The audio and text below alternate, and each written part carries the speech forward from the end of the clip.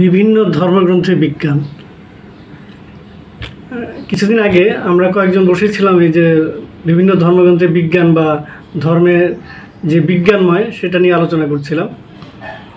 তো আমি এক পর্যায়ে এসে বললাম, করোনার সময় আমরা হাত ধোয়ার কথা এসছে, তো আমরা যারা মুসলমান তারা প্রতি ওয়াক্তে আমরা হাত ধুই বা আমরা অজু করি।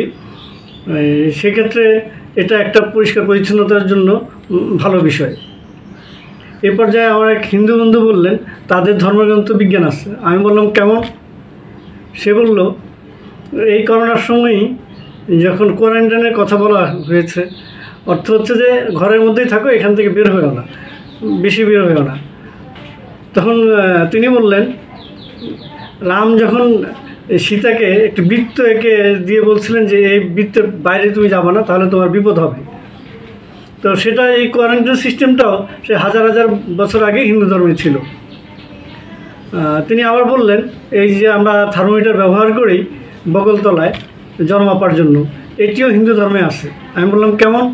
সে বলল, এই যে হনুমান সূর্যকে বগল দাবা করেছিল, সে থেকেই জানা গেল যে বগলের মধ্যেও তাপ থাকে। তারপর সে আরেকটা উদাহরণ দিয়ে বলল যে বর্তমানে যে আমরা ক্ষেপণাস্ত্র নিক্ষেপ করি, মিসাইল বা স্কার যাই হোক, সেটা হিন্দু ধর্ম থেকে এসেছে। আমি বললাম কেমন? সে বলল, হিন্দু ধর্মে বাণ নিক্ষেপ করা আছে বিভিন্ন হিন্দু গ্রন্থগুলোতে, সেই বাণ নিক্ষেপের ধারণা থেকেই মিসাইলের আবিষ্কার। তারপর আমি তখন বললাম যে এই যে আমরা এখন রকেটে চড়ে চাঁদে মঙ্গলে যাই, এই দ্রুতযান, এটা হচ্ছে আমাদের বোরাক থেকে এই ধারণা নিয়ে এটা আবিষ্কার হয়েছে। তখন সে বলল, আমাদের তো গারুড় পাখি আছে, গারুড় পাখিতে চড়েই দেবতারা বিভিন্ন জায়গায় যেতেন। তো দর্শক মণ্ডলী, আপনারা যদি এরকম ধর্মগ্রন্থে বিভিন্ন জিনিস সম্পর্কে জানেন, আপনাদের কোন ধর্মে কীরকম বিজ্ঞান আছে সেগুলো নিয়ে আলোচনা করেন, সবাই 2-3টা করে লিখেন, তাহলে আমরা জানতে পারবো বিভিন্ন ধর্মের বিজ্ঞান, ধর্মগ্রন্থগুলো যে কতটা বিজ্ঞানময় সেটাও জানা যাবে। জয় বাংলা, জয় বঙ্গবন্ধু, খুদা হাফেজ।